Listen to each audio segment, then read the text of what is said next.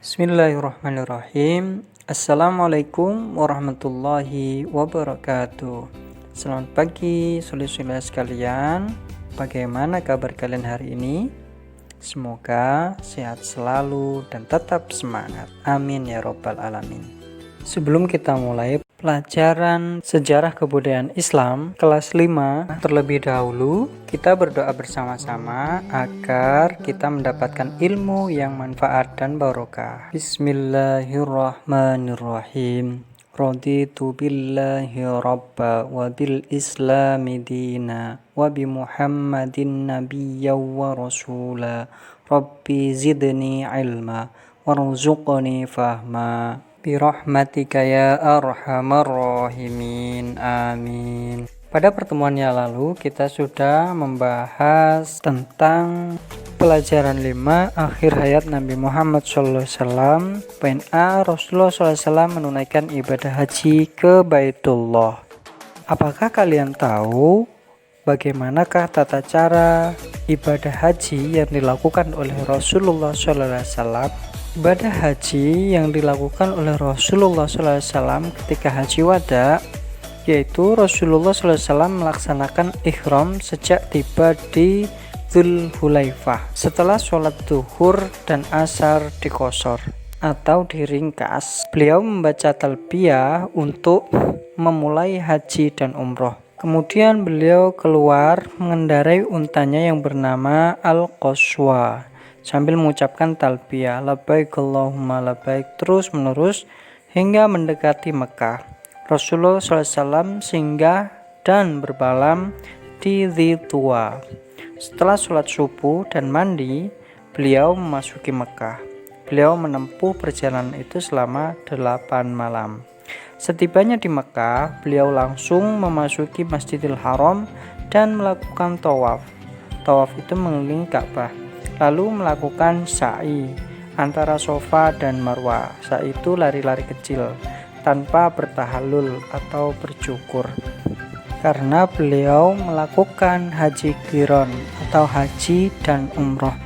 Kemudian beliau menetap di Al-Hijun, yaitu suatu dataran tinggi di Mekah. Terus beliau tidak lagi melakukan tawaf kecuali tawaf untuk haji. Pada tanggal 8 Dzulhijjah, yaitu hari Tarwiyah, beliau menuju Mina dan sholat zuhur sehingga subuh di sana.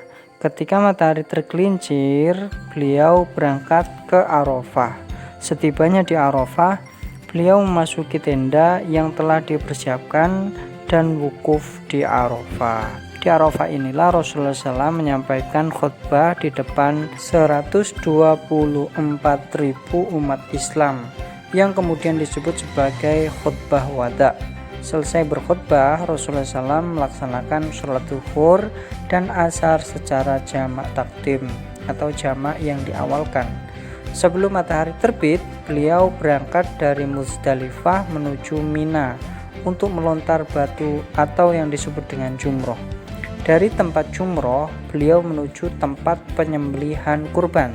Kemudian dengan menunggang Al-Qaswa, beliau melanjutkan perjalanan menuju Mekah dan sholat zuhur di Mekah. Pada hari-hari tasyrik, beliau berada di Mina untuk melaksanakan manasik yang lain, mengajarkan syariat berzikir kepada Allah SWT pada tanggal 13 Dzulhijjah. Beliau meninggalkan Mina dan kembali ke Mekah untuk tawaf wada. Setelah melaksanakan seluruh manasik haji, beliau beserta kaum muslimin kembali ke Madinah. Khutbah Nabi Muhammad SAW dalam haji wada dan wahyu terakhir. Jadi ketika di Arafah di depan 124.000 umat Islam, beliau berkhutbah di atas untanya yang bernama Al-Qaswah. Khutbah ini merupakan nasihat terakhir yang disampaikan oleh Rasulullah SAW, yang isinya, wahai manusia, dengarkanlah apa yang akan kukatakan. Mungkin setelah tahun ini aku tidak akan bertemu lagi dengan kalian di tempat ini untuk selama-lamanya. Wahai manusia, sesungguhnya darah dan harta kalian adalah suci, sebagaimana sucinya hari dan bulan sekarang ini di negeri kalian ini. Wahai manusia, sesungguhnya aku telah menyampaikan risalah ini.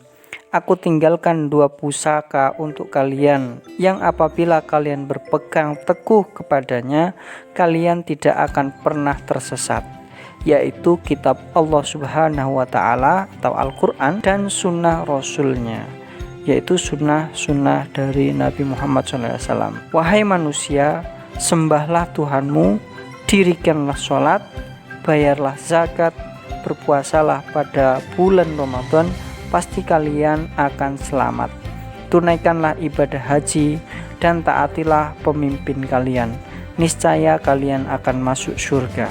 Dan pada bagian lain Rasulullah SAW berkata, wahai manusia, janganlah kamu berlaku kasar terhadap wanita. Janganlah kamu sekalian menuntut balas terhadap kekejaman zaman jahiliyah.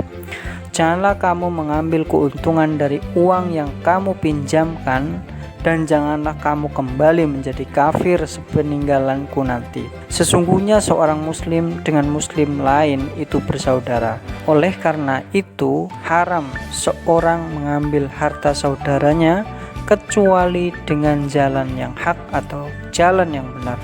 Kamu semua adalah keturunan Nabi Adam, dan Nabi Adam diciptakan dari tanah. Sesungguhnya orang yang paling mulia di sisi Allah Subhanahu wa Ta'ala adalah orang yang paling bertakwa di antara kamu. Demikianlah nasihat-nasihat yang disampaikan oleh Rasulullah SAW dalam khutbah Haji Wada di depan ribuan kaum muslimin yang berkumpul bersama Rasulullah SAW dengan penuh ketundukan dan ketaatan. Nasihat-nasihat yang diucapkan Rasulullah SAW itu ditirukan dengan suara yang sangat keras, yang sangat lantang oleh Rabi bin Umayyah bin Khalaf agar terdengar oleh semua jamaah kaum muslimin. Setelah Rasulullah SAW menyampaikan khutbah, turunlah wahyu terakhir, yaitu surah Al-Maidah ayat 3 sebagai berikut. A'udzu billahi minasyaitonir rajim. Bismillahirrahmanirrahim. Al-yawma akmaltu lakum dinakum wa atmamtu alaikum ni'mati wa raditu lakumul Islam dina. Al-Maidah ayat 3. Artinya, pada hari ini telah aku sempurnakan agamamu untukmu, dan telah aku cukupkan nikmatku bagimu, dan telah aku ridhoi Islam sebagai agamamu. Quran Surah Al-Maidah surah kelima ayat 3. Ketika mendengar ayat tersebut, banyak orang yang bergembira, namun ada pula di antara mereka yang menangis terharu. Di antaranya adalah Abu Bakar As-Siddiq. Ketika sahabat lain bertanya kepada Abu Bakar As-Siddiq, wahai Abu Bakar As-Siddiq, kenapa engkau menangis? Dia menjawab bahwa itu adalah wahyu terakhir, pertanda bahwa Rasulullah SAW telah selesai tugasnya dan beliau akan kembali kepada Allah Subhanahu wa Ta'ala. Berarti kaum muslimin akan berpisah dengan Rasulullah SAW untuk selama-lamanya. Artinya Rasulullah SAW akan wafat. Selesai khutbah, Bilal diminta memandangkan azan dan iqamah. Rasulullah SAW mengimami sholat zuhur berjamaah. Kemudian Bilal diminta memandangkan iqamah lagi. Lalu Rasulullah SAW mengimami sholat asar berjamaah. Baik solih-solihah, demikian yang dapat Ustadz sampaikan, mudah-mudahan bermanfaat. Kurang lebihnya mohon maaf. Kita baca hamdalah bersama-sama. Alhamdulillahirabbil alamin. Akhirul kalam, wabillahi taufiq wal hidayah. Assalamualaikum warahmatullahi wabarakatuh.